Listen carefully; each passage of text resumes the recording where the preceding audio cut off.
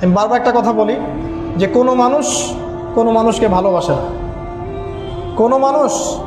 কোনো মানুষকে সত্যিকার অর্থে ভালোবাসে না। শুধুমাত্র আপনার রব আল্লাহই আপনাকে ভালোবাসে। আপনি আজ হোক আর কাল হোক এটা বুঝতে পারবেন। আপনার গার্লফ্রেন্ড আপনাকে ভালোবাসে না, আপনার স্বার্থকে ভালোবাসে, আপনার অবস্থানকে ভালোবাসে, আপনার পরিবারের লোকজন আপনার অবস্থানকে ভালোবাসে। আপনি আজকে বড় একটা চাকরি পান, আপনার স্ট্যাটাস বেড়ে যাক, তারা আপনাকে তোলা তোলা করে বড় করবে। ওই আপনি এমন একটা কাজ করেন, আপনি সুদের চাকরি ছেড়ে দিয়ে আসেন, ৮০,০০০ টাকা বেতন পেতেন, চাকরিটা ছেড়ে দিয়ে আসেন, রিজাইন দিয়ে আসেন, দেখেন আপনাকে কি বলে। আপনি আল্লাহর জন্যে, ওরা বলছে আপনি দাড়ি রাখবেন না, আপনি আল্লাহর জন্য দাড়িটা রাখেন, হারাম রিজিকটা ছাড়েন, হারাম অ্যাফেয়ার্সটা ছেড়ে দেন। আপনার বড় ব্যবসা আছে কিন্তু হারাম, আপনি ছেড়ে দিয়ে পরিবারবর্গের কাছে আসেন, বলেন যে আমি আল্লাহর জন্য হারাম ব্যবসা ছেড়ে দিচ্ছি, দেখেন আপনাকে ভালোবাসে কিনা।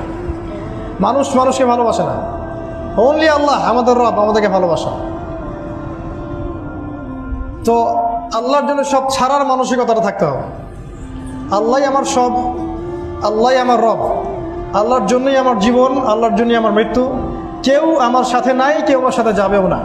তাই দুনিয়ার এই সংক্ষিপ্ত সময়টা এই মানুষগুলোকে খুশি করার জন্য ব্যয় করবেন না।